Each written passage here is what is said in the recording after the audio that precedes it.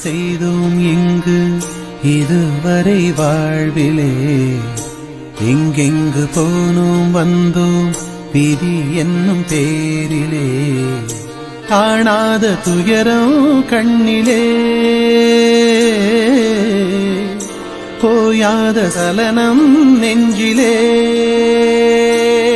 இறைவா சில நேரம் எண்ணியதுண்டு, உன்னை தேடி வந்ததும் உண்டு, சன்னதியில் சலனம் வெல்லுமா இறைவா.